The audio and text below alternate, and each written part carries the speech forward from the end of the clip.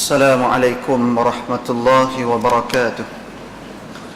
Alhamdulillahilladzi an'ama alaina bi ni'matil Islam wal iman. Ashhadu an la ilaha illallah wahdahu la syarika lah. Wa ashhadu anna sayyidana Muhammadan abduhu wa rasuluh.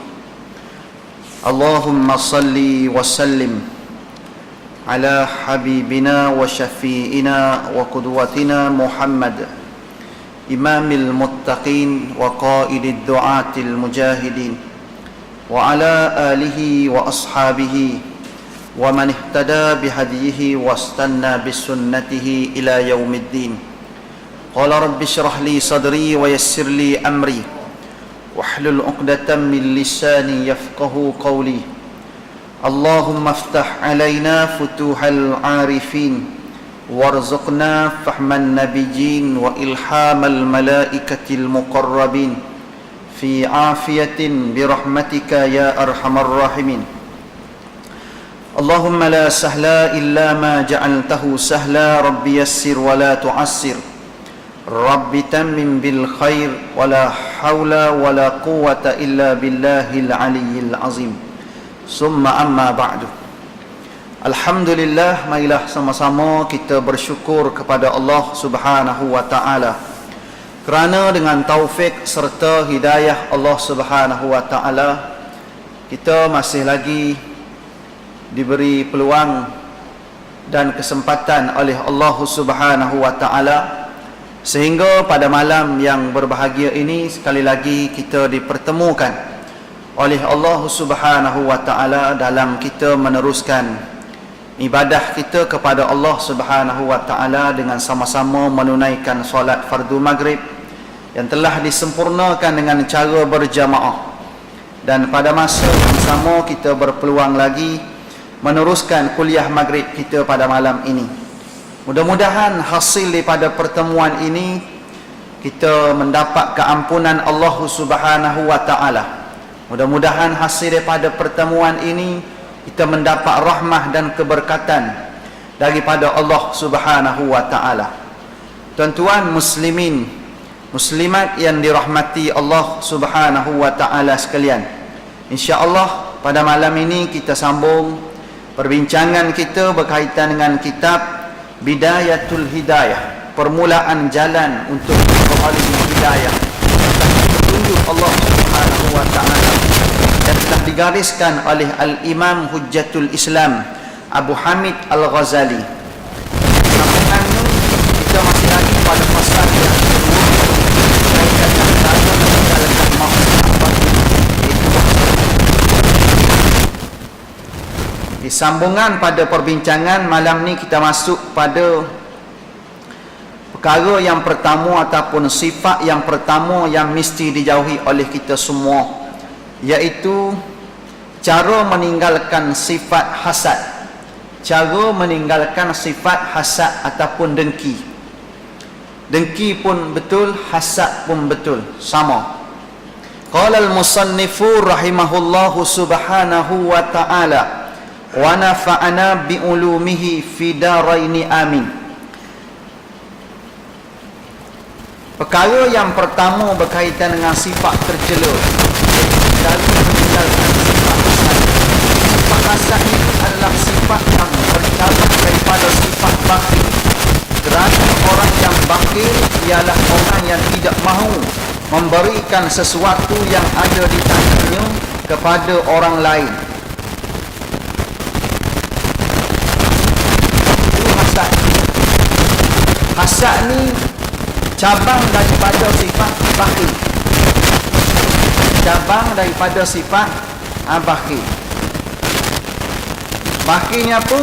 Ialah orang yang tidak mahu memberikan sesuatu yang ada di tangannya kepada orang lain. Kalau boleh dapat kat dia, dia je, tak payah bagi pada orang. Tak payah, pasal dia dah penat lelah, dia dah duduk petang, kadang-kadang balik malam, kadang-kadang tak balik-balik pun ada, seminggu sekali. Mana mungkin boleh bagi pada sesiapa? Asal bagi pada orang, ada orang boleh bersaing. Sifat ni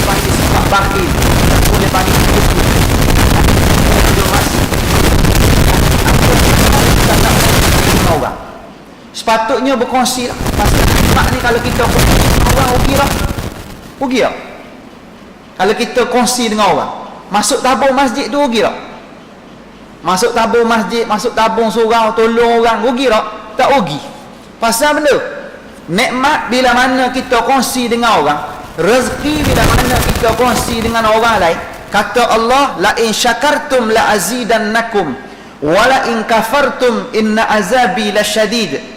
Jika kamu bersyukur akan nikmat Allah, dengan maksud bila mana kita dapat nikmat, kita berterima kasih semula kepada Allah, Tuhan punya nikmat. Kita dapat ilmu, kita sampaikan pada orang. Kita ada sedikit pendapatan, di samping guna untuk diri kita, kita tolong orang-orang yang lebih memerlukan. Tak kira lah masuk tabung masjid ke, tabung surau ke, fakir miskin ke, ataupun apa saja yang atas nama kongsikan nikmat Allah Subhanahu wa taala. Lebih-lebih lagi nikmat tersebut kita guna untuk memperjuangkan agama Allah Subhanahu wa taala, maka dia lagi lebih hebat. Allah Taala kata, bila mana kita syukur pada Allah, berterima kasih pada Allah, guna nikmat itu ke arah yang sepatutnya, la azidannakum, rupanya tak rugi.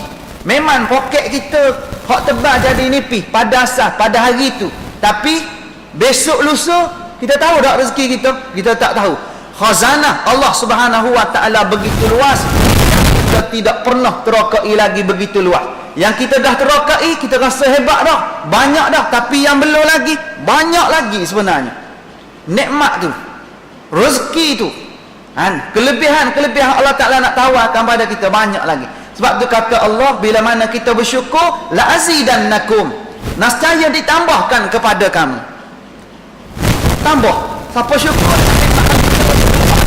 dia tolong orang dengan bersedekah dan seumpamanya, la azidannakum, Allah Ta'ala tambah nikmat itu, tambah rezeki kita. Kadang-kadang dia tak bagi wang ringgit sama dengan hak kita bagi tu. Kita bagi 10, 20, 100, 200. Kadang-kadang tunggu-tunggu 100, 200 tak datang balik. Dia datang benda, dia bagi sihat badan pada kita. Ada juga gitu kan? Dia bagi sihat tu badan pada kita. Dia bagi sihat, dia bagi kesenangan lain pada kita. Kereta kita tak rosak. Sebelum ni kereta tiap-tiap bulan rosak. Tiba-tiba hasil daripada kita memberi, kita menyumbang, kita berkongsi nikmat dengan orang lain, Allah Ta'ala angkat kesempitan hidup kita, ditarik kesempitan hidup. Sebelum ni anak kita bercakap kasar dengan kita, menjadikan kita hidup tertekan tak?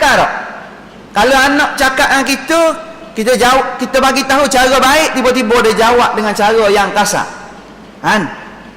Macam-macam hari ni. Ada anak lontar pisau pada mak ayah. Ada anak lontar kaca pada mak ayah.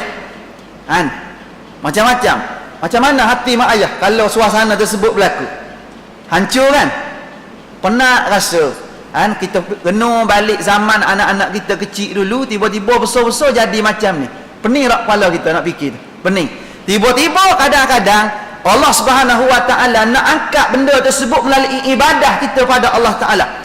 Kemungkinan dengan sebab benda, dengan sebab murah hati kita tolong orang, Allah Taala jadikan anak kita tadi anak yang baik dengan dihulurkan sedikit pertolongan dengan taufik dan hidayah daripada Allah Subhanahu wa taala. Anak kita bertukar jadi anak yang baik. Kadang-kadang kita pelik. Sebelum ni solat, kejap solat, kejap tak solat. Tiba-tiba tengok-tengok, penuh dia solat. Pelik, kita nampak benda pelik. Kita tak tahu hasil daripada barakah setiap apa yang kita buat dalam kehidupan kita. Allah Ta'ala ni, dia perhati tuan-tuan, tak tertinggal walaupun satu detik. Satu ketika yang kita buat ketika itu, walaupun dalam keadaan sembunyi, walaupun dalam keadaan terang, di bawah pemerhatian Allah Subhanahu wa taala. Sebab tu jangan rugi. Jangan pernah rasa rugi kita penat dengan urusan agama. Jangan pernah rasa rugi penat dalam perjuangan. Jangan pernah rasa rugi bila mana kita menghulu walaupun RM1, RM2. Tak apa. Lebih lagi memberi cabaran pada kita zaman GST ni. Pergi beli pasar raya kena GST. Kena GST, lagi kena GST, lagi kita kena hulu sebenarnya. Lagi kena hulu. Moga-moga Allah Ta'ala murahkan rezeki pada kita. Kita nak macam tu. Kita tak nak tampil dalam keadaan kita rasa yang kita tu memang milik kita. Kesihatan kita tu memang milik kita semata-mata. Sepatut sihat kita ni untuk tolong orang. Kan Allah Ta'ala bagi tahu adanya kita hantar ke dunia ni ukhrijat linnas, dikeluarkan untuk manusia, untuk khidmat pada orang. Untuk khidmat pada orang. Antara jalan khidmat iaitu ta'muruna bil ma'ruf wa tanhauna 'anil munkar. Suruh orang buat benda baik dan cegah orang daripada terlibat dengan kemungkaran. Sebelum cegah orang, cegah siapa dulu? Cegah diri sendiri dululah. Kena macam tu. Sebab tu jangan pernah kita rasa nikmat yang ada itu sekadar memang untuk kita semata-mata. Kelebihan-kelebihan yang ada itu memang untuk kita semata-mata. Kongsilah dengan orang-orang yang lebih memerlukan. Tengok, saya ulang balik, sifat hasad ini adalah sifat yang bercabang daripada sifat bakhil. Punca daripada mana? Punca daripada sifat bakhil, menjadi hasad dengki. Dengan sebab bakhil tadi keluar hasad dengki. Dia tak boleh tengok orang lebih. Kalau lebih, dia cari jalan untuk menghalang orang yang lebih. Dia jadi macam tu. Ataupun dia panggil bukan bakhil, boleh juga kita letak syahihun, bersangatan bakhil. Bukan sekadar bakhil biasa, bersangatan bakhil. Syahihun ni dengan maksud berlebih-lebih dalam bab bakhil ni, mubalaghah dalam bab bakhil ni. Pendek kata, kalau orang pergi rumah dia tuan-tuan, ada kat rumah pun, kalau orang mesej kat dia, dia kata duduk kat luar. Walaupun selipur ada kat rumah, kereta ada kat rumah, orang mesej kat dia telefon, dia kata kat luar duduk jauh. Bendanya atas larak nampak, selipur dia ada, kereta dia ada, semua ada, dan memang dia ada. Ni jenis kedekut hangit, takut rugi gula, takut rugi susu, takut orang pergi habis gula rumah, habis biskut, rugi tuan-tuan. Kalau zaman sahabat dulu tuan-tuan, ada tetamu datang rumah, dia seronok benda. Tetamu datang rumah ni, dia bawa benda, dia bawa rahmat, dia bawa keberkatan turun dalam rumah kita. Kita hari ni terbalik, tapi bukan sini, tempat lain. Kita nak macam tu tuan-tuan. Kita nak kalau tetamu tak datang, kita rasa macam mana nak kena buat ni. Sebab tu zaman kita hari ni saya seronok tuan-tuan, duduk di Ampang, di Lembah Jaya ni seronok, pasal ramai orang pemurah. Tiap-tiap minggu ada majlis kenduri doa selamat. Ada saja, kadang-kadang hari Sabtu, hari Ahad, ada je doa selamat tuan-tuan. Lepas tu pula kadang-kadang kuliah subuh makan. Lepas subuh tu makan. Kadang-kadang tak makan, disuruh masjid, diajak pergi mana? Diajak pergi kedai. Pergi kena roti canai, pergi kena teh tarik. Bagus ni tuan-tuan. Tradisi hak macam ni teruskan. Kerana benda, kerana hak kita bagi tadi jangan pernah rasa rugi. Kita layan tetamu ni tuan-tuan, seolah-olah kita tarik rahmat turun di rumah kita. Kita turun dalam keluarga kita, tak rugi tuan-tuan. Memang satu sudut Allah habis gula, habis susu, habis biskut kita, tapi Allah Ta'ala ganti, tak nampak? Allah Ta'ala ganti lagi tuan-tuan, berpuluh kali ganda dia ganti. Pasal nikmat Allah Ta'ala ni banyak tuan-tuan, bukan sikit. Jangan kita rasa cukup ni, hak mana ada ni nikmat. Memang nikmat, hak belum kita nikmati lagi tu banyak lagi tak? Banyak lagi.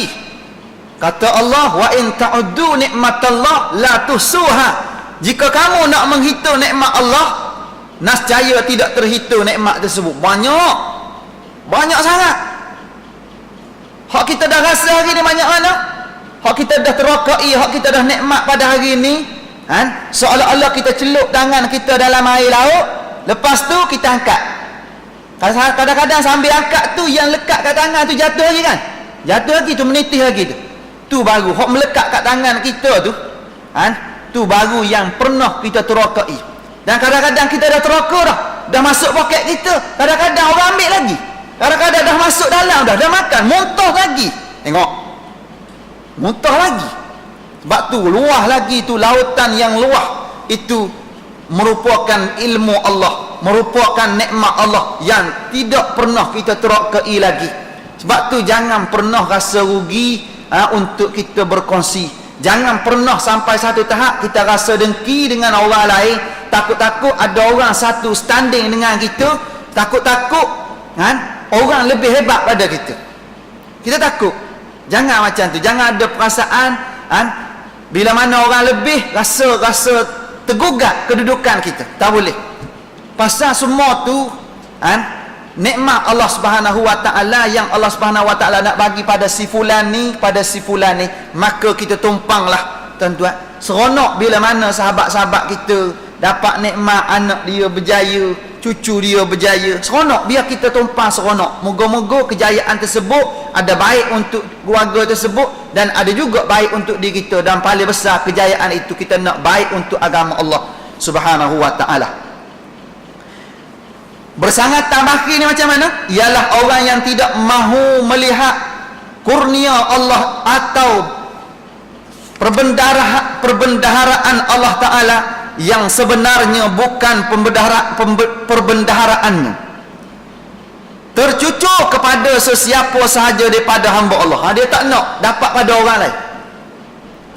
Banyak luah perbendaharaan Allah Subhanahu wa taala, kalau boleh jangan sampai pada orang lain. Nak kumpulan kita je, grup-grup kita, tak boleh macam tu. Tak kena. Anak beranak kita je, nisbah pada jawatan kita nak kumpulan kita, tak kena. Supaya nikmat itu berlegar di sekitar kita, tak nak.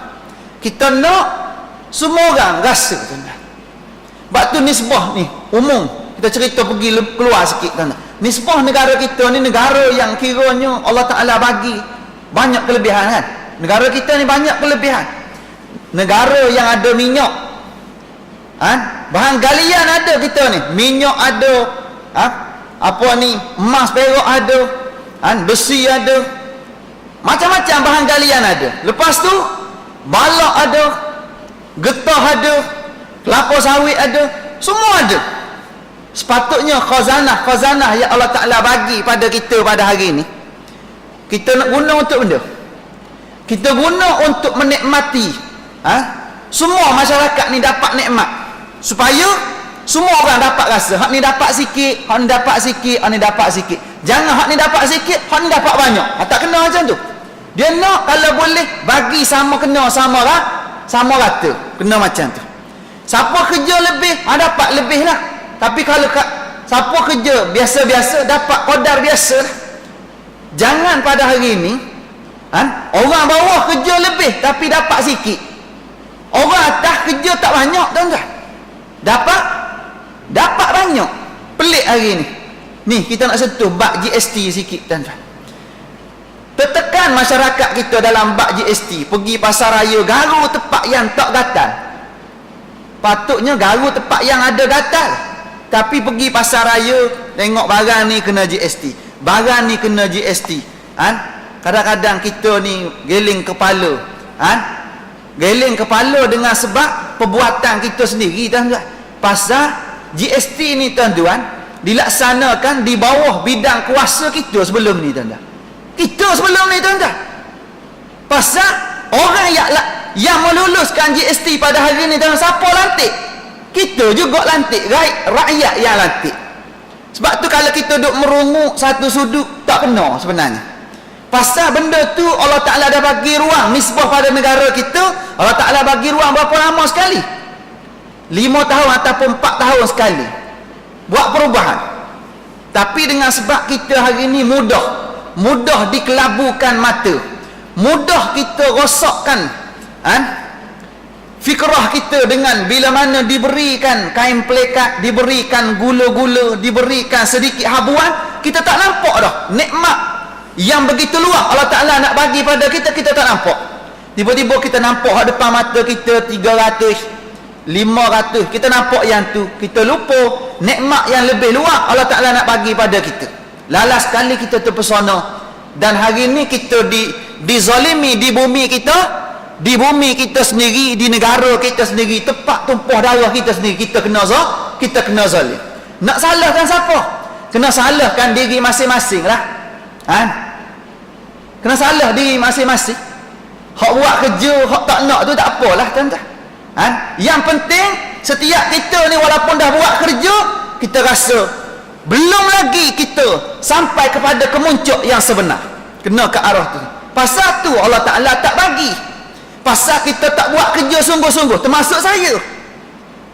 Termasuk saya tuan-tuan. Saya cerita ni umum. Bila mana berlaku seumpama ni, semua hak buat kerja pun kena, hak tak buat kerja pun kena. Hak sokong pun kena, hak tak sokong pun kena berlaku. Kena berlaku hari ni dalam bab GST. Sepatutnya orang yang menyokong je kena kan. Hak tak sokong tak payah kena kan. Tapi kena juga.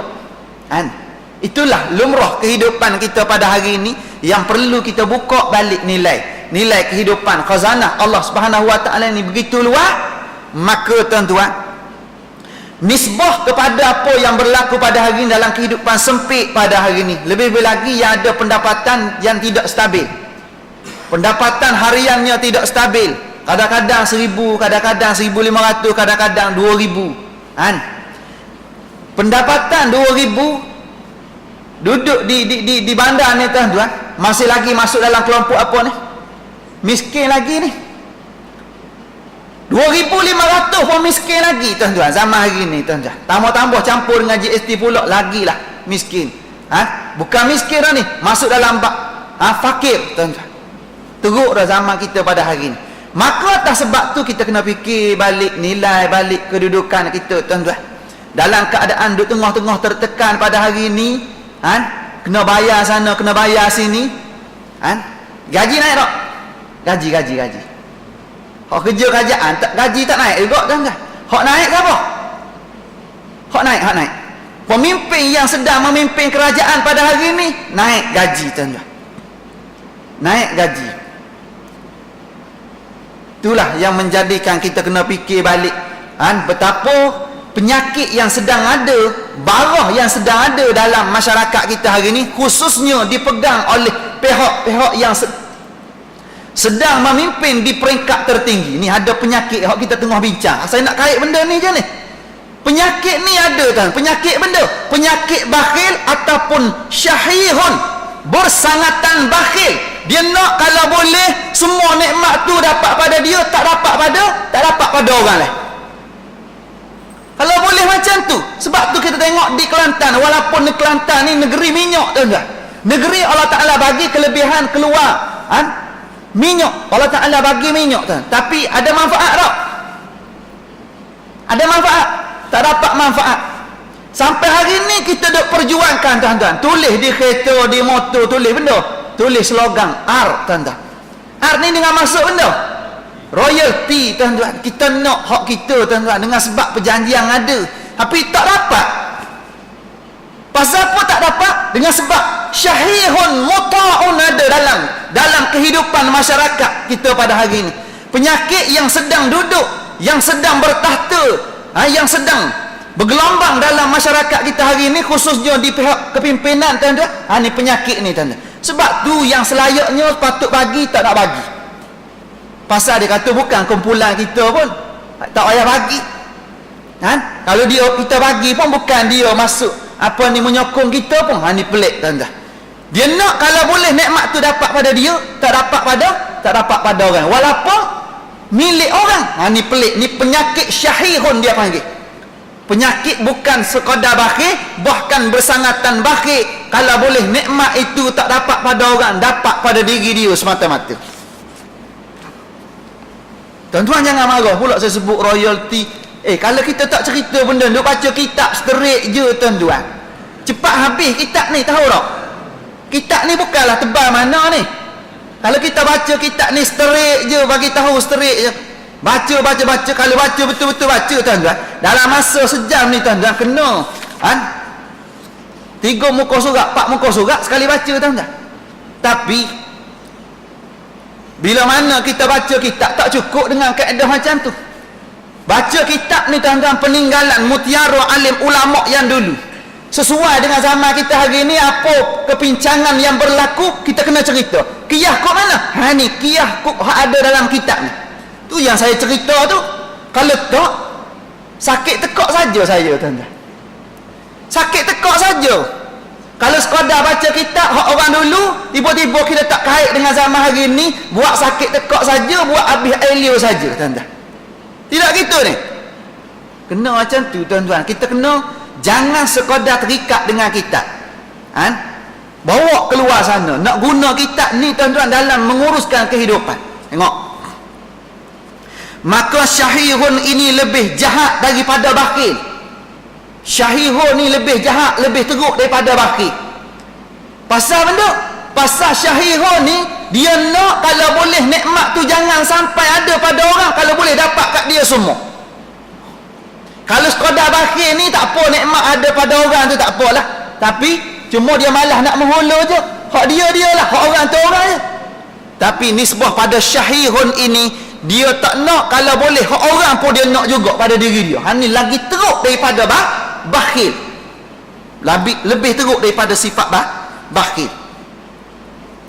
Dan maka syahihun ini lebih jahat daripada bakhil, dan orang yang husud itu, orang yang bersifat dengan hasad dengki itu ialah orang yang merasa keberatan bahawa Allah Ta'ala curahkan nikmat dan kurniaannya kepada salah seorang di antara hamba Allah. Baik nikmat itu yang berupa ilmu, harta, kecintaan manusia atau apa sahaja habuan yang diberikan Allah kepada hamba-hambanya, sehingga orang yang husud itu ini bercita-cita kalau boleh nikmat Allah itu hilang daripada orang lain, walaupun ia tidak mendapat apa-apa keuntungan daripada hilangnya nikmat tersebut. Tengok, ni hasad dengki. Hasad dengki ni bila mana dia tengok ada pada orang lain, kalau boleh dia nak pastikan nikmat tu hilang daripada orang tu. Hilang sama ada dapat pada dia ataupun sama-sama tak dapat. Dia macam tu. Tu hasad dengki. Kalau boleh tengok orang lebih tu, dia nak kalau boleh lebih mana pun orang, biar duduk bawah dia, biar duduk dia tu di atas saja, jangan sampai ada orang boleh mengatasi dia. Ni sifat dengki. Tengok orang buat rumah besar sikit, aku sebelum ni akulah juara sini, tiba-tiba tengok hebat dia pula daripada kita.